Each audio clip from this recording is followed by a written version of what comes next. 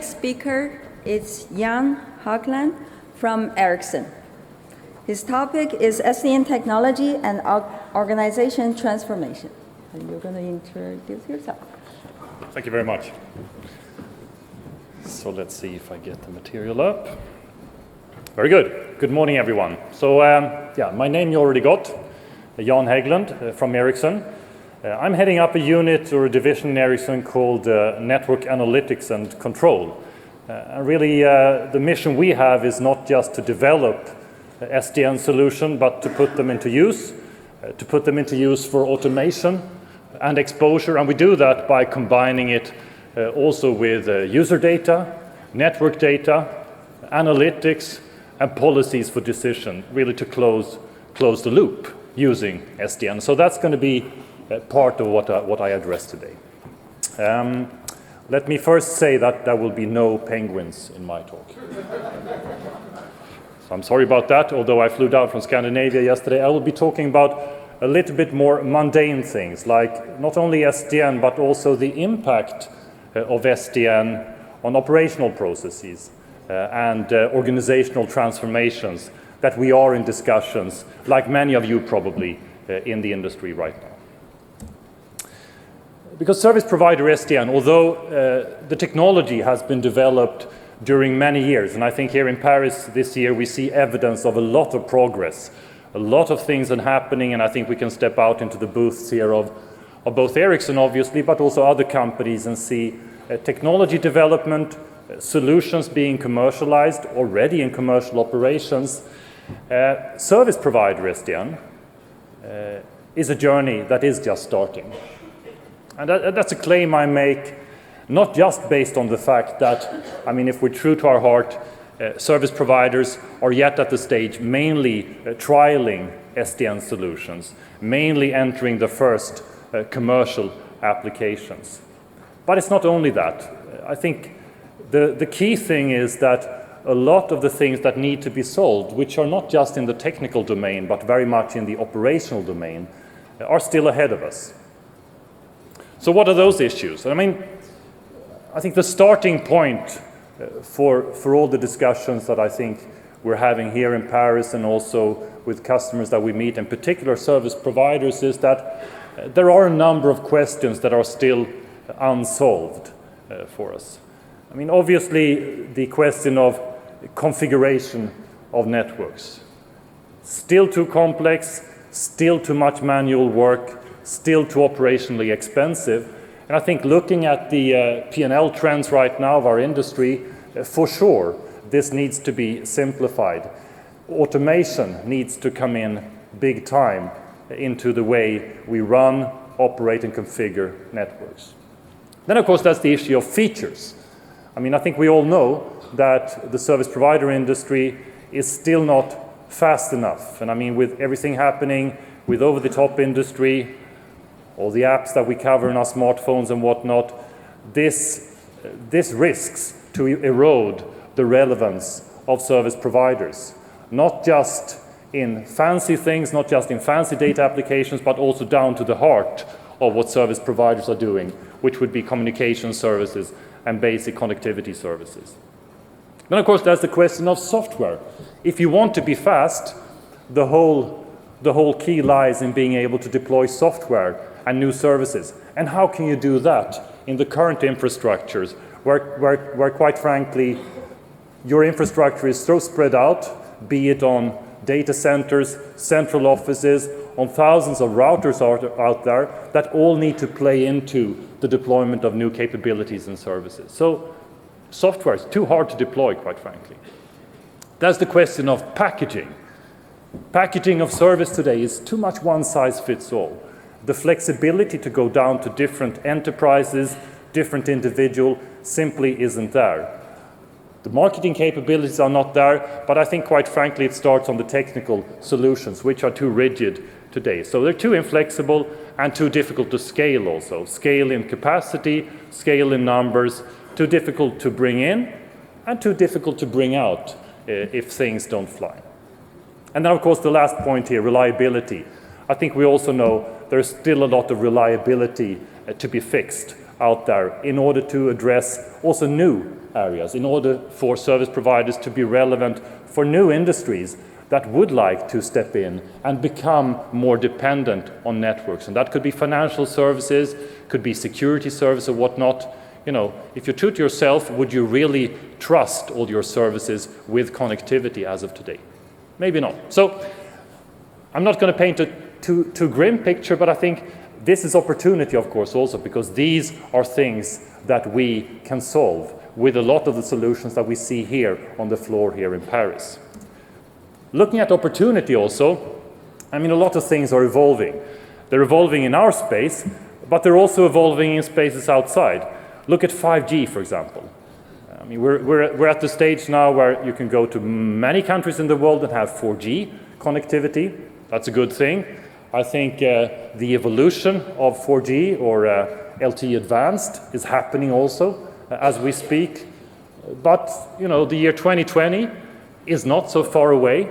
And with 5G deployment, with all the new things that will happen there on the evolution of accesses, not just to more capacity, not just to higher frequencies, but also down to lower latencies and new kind of penetrations and reliability that we haven't seen before.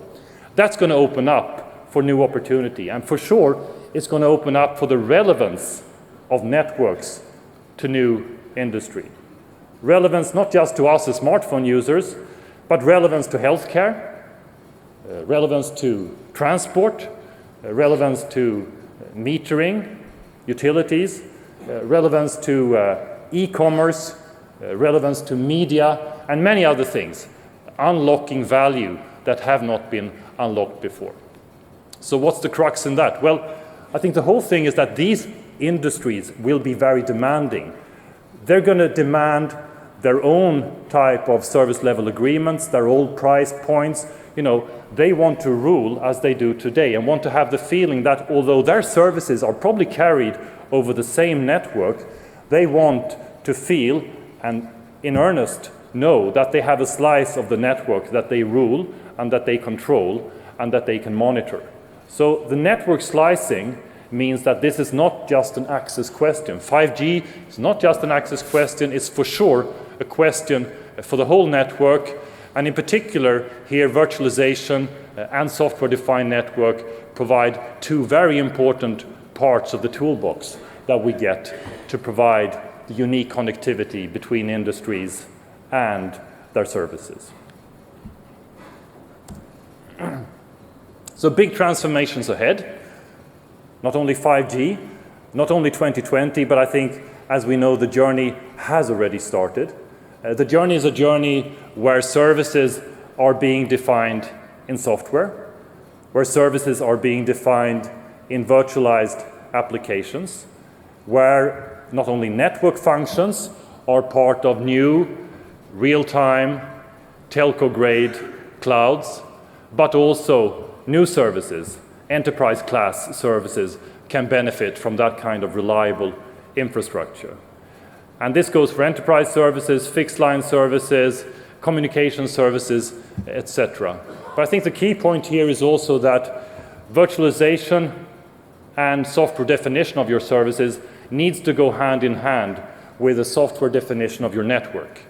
Because in many cases, due to distribution, due to flexibility of connectivity, you need the networking piece to work in consort with your service definition. So software-defined networks and virtualized network functions are two integral pieces of the same evolution.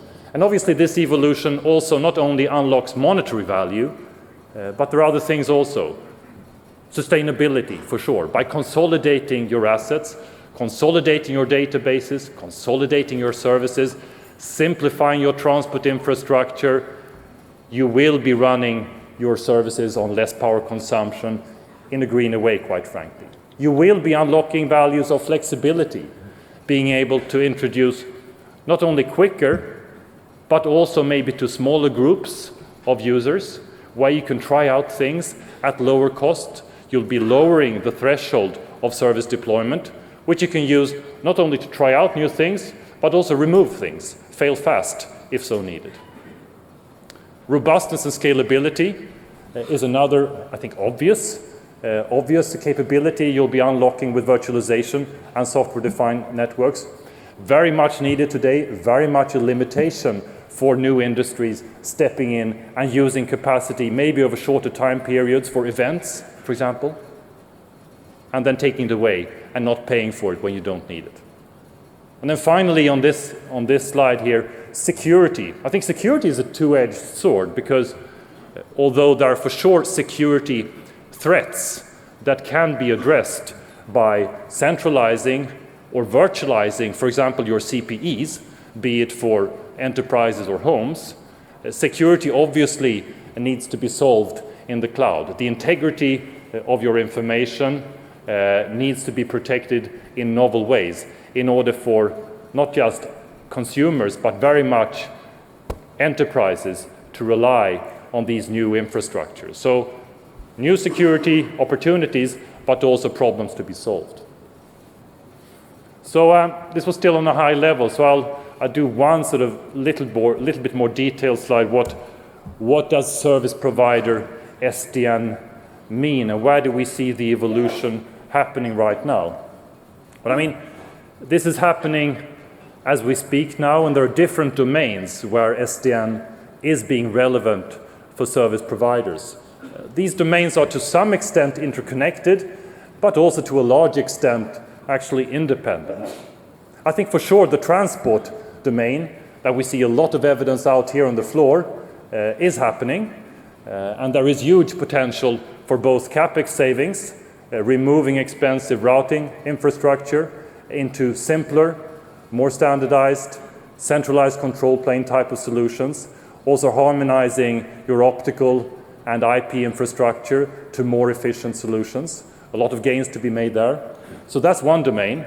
Obviously, the data center domain, where data centers are not just new data centers being introduced now as we speak, driven a lot by the network function virtualization trend, but also distributed data centers. With some of the latency challenges that I talked about before, distribution becomes critical for the service provider space, which is why controlling your network in a flexible way, solved by software-defined networking, becomes an important piece. And then the third and final domain, the service domain. As I said before, we come from a situation with prepackaged, one-size-fits-all, slow service introduction to an era with the opportunity to, on the fly, combine native or virtualized services into more or less individualized service chains, if you want, based on SDN technology. And I mean, SDN, the engine here, where we believe obviously that an open engine, typically based on open daylight, is the key for all these three domains. The engine is the same. The solutions are different, the domains are different, and I think over time we will see transformation in all these three domains. And I mean, this is not just talk. If you go out here into our booths, if you go out here into the industry, I think many of us know that things are going on with many customers right now into several areas. So concrete things like dynamic service chaining is happening right now, a lot of traction. The threshold for dynamic service chaining is not that high. It's something you can introduce today as an overlay to your network. You can get more or less immediate savings, not just in OpEx, which is quite obvious, but also in CapEx, for the simple reason that you don't have to deploy equipment for each and every user that might or might not be using your service. You can have more targeted investments. So I haven't seen a business case not fly for dynamic service chaining yet. I think SDN for cloud also happening. We see the first commercial deployments this year. Obviously in the IT data center space has happened already, but also now in the service provider space. Big energy and traction around virtual gateways, mainly on the enterprise side and on the home side. Lots of benefits there. Primarily, I'd say, on the OpEx side. But it's also an opportunity for service providers to step in and become more relevant into the especially small, medium enterprise space, where it may be too complex to reach with an on-premises type of deployment model. And then finally, SDN for transport networks, still very much in trial phase. More complex, obviously you need to cater for the installed base, but no doubt the domain with the biggest bucks to be gained, with the biggest infrastructure, especially of routers, to be simplified, taken out and modernized. So things happening right now as we speak, and I think more and more commercial deployments to be happening this year of 2015. I think, get this to move.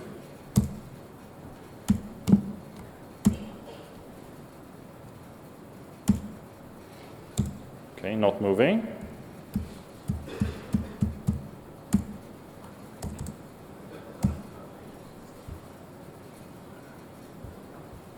So I used to be a computer geek, but you know, this one fails even me. Let's see. Did it move now? Okay, that was a bit quick. I don't know. Now you got somewhere. Okay. Yeah, I'm into my flow again. So there we go. Yeah, just some examples about operators. This is not a comprehensive list. I think there might even be service providers in the room and that are well advanced in this. These are some of the operators that we know are going into activities. These happen to be with Ericsson. There are many other activities with other providers. I think the key point here is that service provider SDN is happening across the world right now. It used to be very much announced by the big guys like AT&T in North America, etc.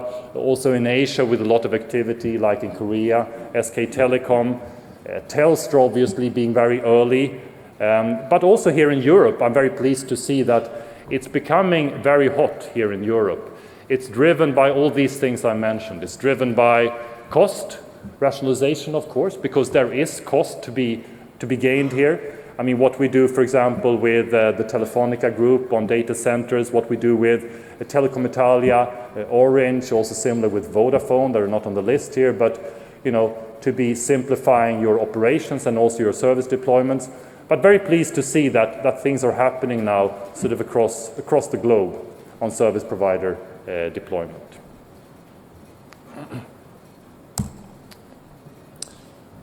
So I promised to talk about processes then. What about processes? Isn't this all about technology? Well, look at the technology here and look at what's happening now if you have this brilliant new world of cloud-based deployment, you have service chains being distributed, you have ecosystems of solution providers, service providers. That's fantastic. Lots of new opportunity. But if you want this to work, it is a new challenge for multi-vendor integration. And quite frankly, if you have this fairly complex setup for multi-vendors as a service provider, if something, God forbid, would not work, who do you call? Do you have one phone number, 2 phone numbers, 5 phone numbers, So I think there's a new sort of support model that needs to be established, and the whole concept of multi-vendor integration needs to be thought through. Okay, we're not doing good here.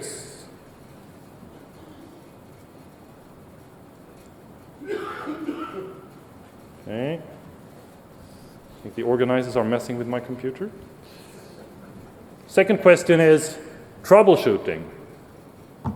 If you used to come from a world where you have your services in a CPE, in your enterprise, if they would fail, you replace the CPE. You can physically point at the box where they are. If you have your services instead deployed in a nice distributed service chain across your network of virtualized application, something fails. Where do you start looking for the problem? The whole operational model around troubleshooting, support, fault detection also needs to be thought through. And this is something, which obviously comes with technology, but which is more on the human side, more on the process side. I think the last example here, this is not a comprehensive list, is more on the marketing side. Marketing, not many of us are perhaps in marketing, maybe a few here, but they also have their processes. And I mean, if you now have a situation where you, as of today, As a service provider, you plan for a service maybe 1 year or 6 months. You ask someone to develop it, takes 2 years, and then you have a rollout of like 6 to 12 months. Quite frankly, you have some time to plan your marketing. If instead you have the opportunity with software-defined services and software-defined networks to introduce services on the fly, or at least on the time scale of months, you need your marketing to adapt to those processes also. Otherwise, how will your customers know that you have something new to offer? How do you reach them? So also the operational model around marketing needs to be thought through. So just a couple of examples, but I think where we're heading is also to a situation where all these opportunity cannot consume more people. It can only consume less people. We cannot be thinking about analytics, SDN, as a tool for hundreds or thousands of people either monitoring or programming networks. We need to think about it as a tool for automating, not just automating the capacity of your network, not just automating the distribution of your resources, but even automating your marketing, even automating the way end users, enterprises get to know about capabilities. So using SDN to close the loop by consolidating your assets, to automate your processes, and then to get the chance to spend your time of exposing those capabilities, which is really what you want to do, because that's the revenue generating piece of your operations. I think that's what we need to be thinking a little bit more about. So how do you do that then? Well, I'll start to round up here by saying that this is something not unique for every service provider. You'll find different starting points. You'll find different targets and goals and strategic imperatives for different service providers. You'll find different value drivers. You'll find different target operating models leading up to different target programs, more or less for each and every service provider. I think what can be done in the same way is the process to get there, the way to attack the problem, the way to plan and collect information, the way to map objectives and prioritize your option, the way to conduct interviews, workshops, establishing that target operating model that fits your business needs, and finally, the way to find a roadmap that fits technology, but also fits the capability and business objectives that you have. I think that kind of model, at least from our side, we see a lot of traction around this way of addressing the change in operations, thanks to new technology being introduced. This is just one snapshot before I end, which is an example what could come out of some of these activities. Because we're actually coming to the point now that we can quantify some of the gains with SDN and virtualization. This happens to be a total cost of ownership model coming out of one of the big tier ones. And we looked specifically at virtual home gateways and what would be the benefits of introducing virtual home gateways. And not going into every detail, I think the result here is pretty typical. What we saw was that you need to make a couple of assumptions, of course. What's the rollout you're willing to do? How quickly do you want to do it? Typically, what you need to do is to do some investment, because you will have to invest into new services, typically virtualized services in your network. But having done that, there is a lot of gain. There is a lot of gain on the CapEx side. On the gateway side, it's pretty obvious, because you can go from complicated boxes to simple boxes. But the even larger gain is in your operations. So typically here we came up with a 22% saving for a couple of years by deploying virtualized gateways. And I think this is one example, but I think the typical thing to be looked at here is that SDN gives you savings in CapEx and OpEx, in particular OpEx. A typical number would be around 20%. We have other studies backing that up also. Typically, you would have to take some initial investment, but the payoff time would typically be fairly short, in the order of 2-3 years. to address this. Lots of people and capability. It's not just technology, as I said, not just R&D efforts, not just open source efforts, but also people that are able to be out there consulting, doing system integration consulting. We're investing in that side from Ericsson's side. Many other companies are doing the same. But I think this kind of skill is going to be critical now going forward, especially the phase that we enter now, where SDN, virtualization, go from technology into reality. So I'll just sum up by saying that technology is perhaps not perfect, it's perhaps not done and dusted, but there is a lot there already. And there is a lot into deployment right now. Big thing ahead of us is process change, to really figure out and have deep discussions about what are the operational things that need to change in order to fully absorb and get the benefits of software-defined networking. And it's a road ahead of us, where I think the journey on that road has just started. So thank you very much for your attention. Thank you, Jan.